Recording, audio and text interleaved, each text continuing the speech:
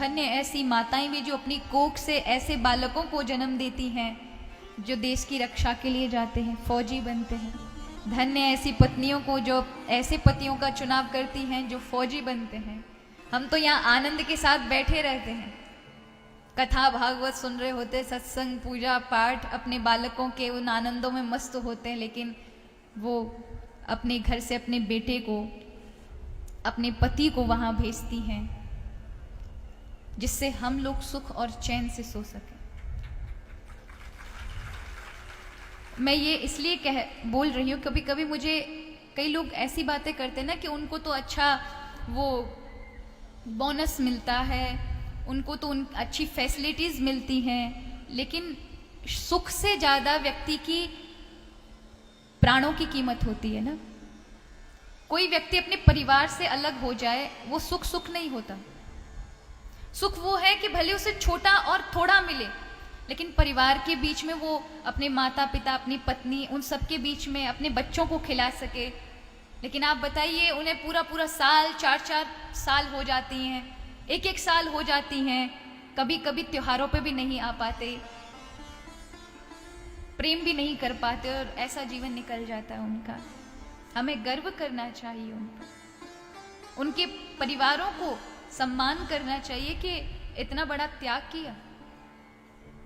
बेचारों को तो पता भी नहीं, ये उम्मीद भी होती है कि हे भगवान हमारा बेटे को कुशल हो। कई जगह ऐसे होते हैं जहाँ फोन सिस्टम नहीं होते, कॉल नहीं लग पाती घर वालों को, बड़ी पाबंदियां होती हैं, ऐसी जगह होती हैं।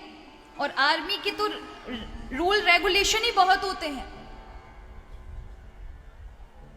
कि यहाँ नहीं जाना, ऐसे लोगों से, अपरिचित लोगों से नहीं मिलना, यहाँ एसटीडी कॉल नहीं कर सकते तुम, कहीं हमारी कोई बात तो नहीं। तो उन पर बड़ी विशेष नजर रखी जाती है जो ज्यादा ऐसी जगह पर कार्य कर रहे होते हैं या तैनात होते हैं।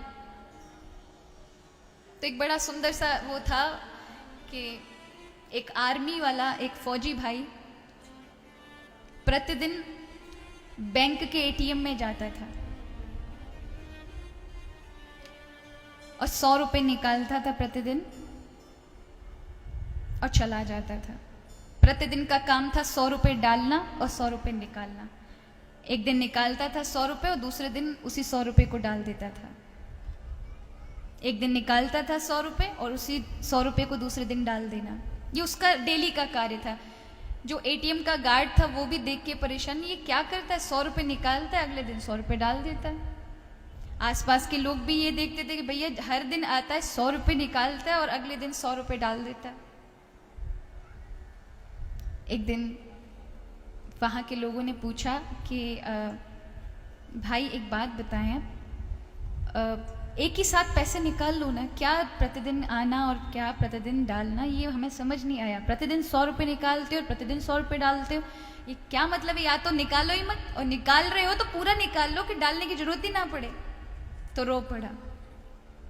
उसने कहा